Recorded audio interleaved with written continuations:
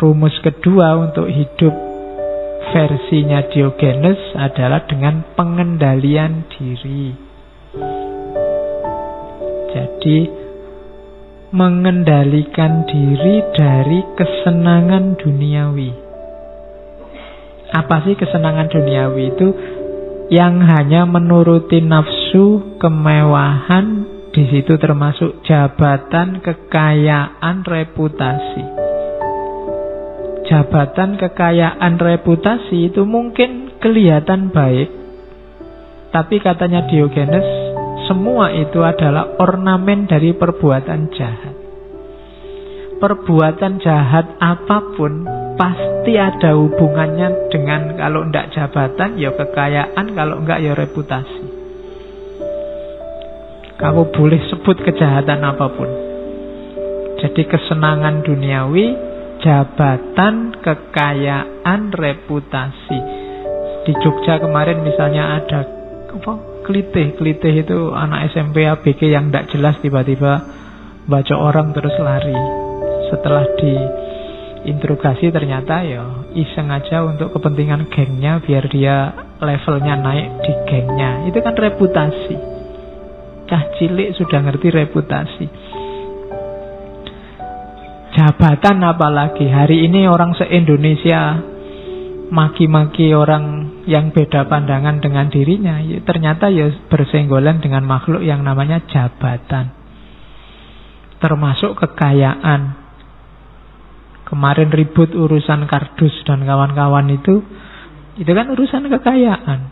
Kejahatan apapun ternyata ornamennya, yang menghiasinya jabatan, kekayaan, reputasi.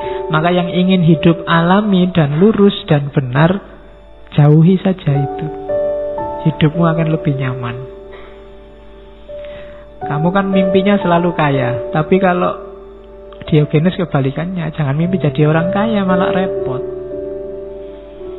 Ya kan? Semakin banyak yang kamu miliki, tanggung jawab dan kewajiban yang harus kamu lakukan jadi tambah banyak.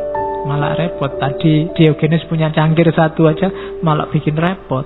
Apalagi kamu yang punya rumah banyak, punya mobil banyak, punya kendaraan, punya baju sak lemari, alangkah repotnya. Saya tidak tahu, kalian aja yang belum kerja coba dicek di lemarimu ada berapa pasang baju. Kamu tiap hari belanja baju, bajunya gonta-ganti terus, meskipun yang dipakai cuma itu-itu. Padahal baju itu mungkin harusnya kamu punya 3 aja kan cukup. Yang satu dipakai, kemudian yang satu dicuci, yang satu ditaruh di lemari. Nanti setelah yang dipakai dicuci, yang dicuci ditaruh di lemari, yang ditaruh di lemari sekarang dipakai. Yang diputer gitu aja selesai. Cukup punya baju 3. Nanti ya kalau yang satu sudah jelek, robek-robek, beli aja satu. Cukup. Jadi kan sebenarnya kamu cuma butuh 3, tapi kan punyanya sak lemari. Demi apa? Jabatan, kekayaan, reputasi. Nanti kalau teman-teman bilang, kamu kok bajunya gak pernah ganti, malu dong mbak saya. Kan bisa begitu. Ya biar kamu ndak malu, baju 3 itu cari warna dan modelnya yang sama. Nanti kalau ditanya, kamu kok nggak pernah ganti? Loh, 20 bajuku itu kayak gini semua. Jadi kelihatannya ndak ganti, tapi aku ganti ini. 20 bajuku persis karena aku suka yang kayak gini. Kan selesai. Gara-gara reputasi uangmu habis banyak. Kayak anak sekolah itu loh, tiap tahun ajaran beli buku tebel-tebel banyak, buku tulis berapa. Kayak kamu kuliah itu loh, beli gaya nih, wah ini tahun ajaran baru beli buku. Mending kelas tidak pernah nyatet, kamu cuma fotokopi. Banyak yang mubadir. Kalau versi Diogenes, nanti kamu kembali ke kamarmu, pulang ke rumah, coba dicek satu-satu, definisikan barangmu satu-satu, apa gunanya, apa pentingnya. Kalau ndak ada itu, kamu masih bisa hidup nyaman ndak? Kamu pilih aja keset. Seandainya ndak ada keset ini, kira-kira aku hidup enak ndak? Apa pentingnya keset? Anduk, Apalagi di rumahmu ada apa saja, kompor. Apa pentingnya kompor di sini? Aku tiap hari beli. Misalnya, berapa persen aku butuh kompor ini? Coba tunjuk satu-satu. Yang tidak penting dijual. Buat apa di situ? Cuma nyumpuk-nyumpeki. Ada kalimat luar biasa dari Diogenes bahwa sebagaimana rumah besar banyak barangnya pasti banyak tikusnya, tubuh manusia juga begitu. Kalau banyak kamu isinya banyak, kemungkinan juga banyak penyakitnya. Sumber penyakit itu makanan. Itu kata-katanya Diogenes. Kalau kamu di rumahmu kalau nggak ada barang apa-apa, percayalah nggak akan ada tikus. Kenapa ada tikus? Karena banyak barangnya. Yang itu kamu kejar-kejar mesti senang tikusnya, bisa ndelik di mana. Tapi kalau kosong aja nggak ada apa-apa, tikusnya mesti nggak mau tinggal di kamarmu. Jadi kalau ada yang mengeluh, Pak rumah saya kok banyak tikus, barangmu kamu jual semua aja. Tikusnya nanti nggak masuk mesti. Oke, nah itu rumus yang sama kalau Pak saya kok sakit-sakitan. Coba ditengok cara makanmu gimana. Karena sebagaimana rumah yang banyak barangnya, banyak tikusnya, tubuh juga begitu. Kalau banyak diisi ya kemungkinan penyakitnya nyisip. Nah, rumus yang kedua berarti mengendalikan diri. Latihan lapar, latihan sakit. Karena ini berguna untuk moral manusia. Orang yang tidak pernah lapar, tidak pernah sakit,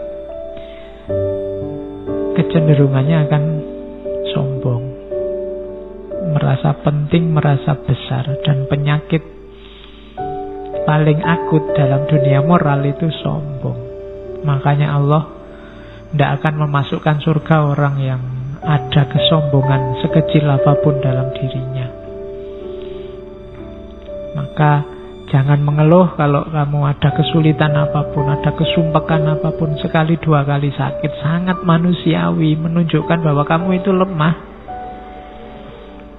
Kesadaran ini penting dibandingkan kamu yang tidak pernah sakit sama sekali.